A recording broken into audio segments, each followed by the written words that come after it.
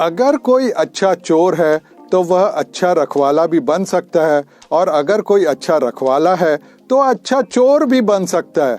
आज हमारे देश में यही हो रहा है। रखवाले चोर बन गए हैं, मगर चोर भी अभी चोर ही हैं। नमस्कार साथियों, मेरे व्यंग गुस्ताखी माफ के नाम से प्रकाशित होते हैं। सामान्यतः इन व्यंग में कुछ साथियों की चौपाल में हो रही बातचीत होती है, जिसमें से एक कैरेक्टर होता है पत्रकार माधव, जो कि किसी के भी भीतर रहने वाला एक चरित्र है, जो कि ये व्यंग मजाक में बहुत गहरी बात कह देता है। इस बार की पेशकश है केवल नई सोच दिखाएगी नई राह। नेहरू नगर में फिर एक बार चेन खींचने की घटना हुई। भिलाई की महिलाएं जब सोने की चेन पहनकर घर से बाहर निकलती है, तब सुनसान सड़कों पर अतिरिक्त सावधानी बरतती हैं। फिर भी चेन खींचने वाले चेन उड़ा ले जाते हैं। यहाँ की पुलिस हर थोड़े दिन में चेन खींचने वाले गिरोह को पकड़ लेती है, पर चेन खींचने का काम बंद नहीं होता। पहले राष्ट्रीय स्तर और अब अंतर्राष्ट्रीय स्तर पर छत्तीसगढ़ के इन शातिर चोरों की ख्याति बहुत फैल गई है।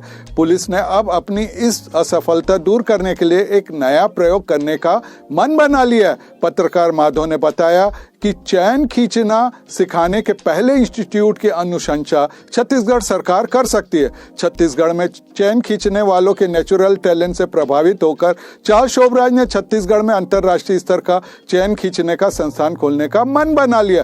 प्रारंभिक तौर पर इस संस्था में यही कोर्स रहेगा, फिर धीरे धीरे इसमें ठगगिरी, चापलूसी, घूस लेन देन के तरीके, पैसा ठिकाने लगाने के तरीके, पैसा खाकर काम नहीं करने के तरीके इत्यादि कोर्स भी करवाए जाएंगे। इस ट्रेनिंग इंस्टीट्यूट को शुरू करने के लिए शोभराज के कुछ आदमी यहाँ के कुछ आला अधिकारियों एवं पुलिस वालों से सतत संपर्क में। संस्थान के प्रवक्ता ने बताया कि यहाँ के कुछ शातिर चोरों से एग्रीमेंट होते ही शिक्षा चालू की जा सकेगी।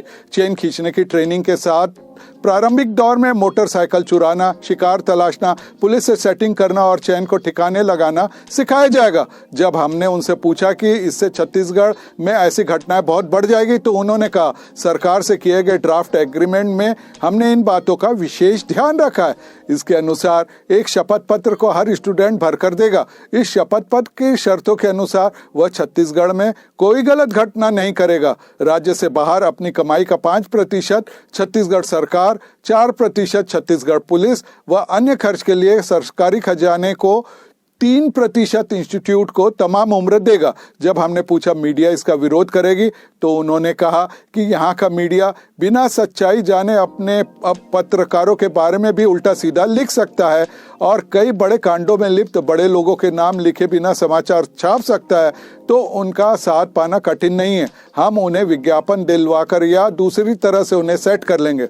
उसका प्रावधान भी हम बजट में रखेंगे। छत्तीसगढ़ के उच्च कोटि के लाइसेंसिंग एजेंट ने मोटी रकम लेकर हमारा यह काम कराने की सहमति दे दी है। मैंने हंसते हुए पत्रकार माधव से कहा कि इतनी अधिक तल्खी के साथ यह करारा व्यंग जरूरी था क्या? वे भी हंसते हुए बोले, दिल को खुश रखने को गालिब ये ख्याल अच्छा है। मजाक अपनी जगह थी, पर हम दोनों एक बात समझ रहे थे कि यदि इन घटनाओं पर अंकुश लगाना है, तो पुलिस को आक्रामकता के साथ नई सोच व नई आइडिया लाना ही होगा।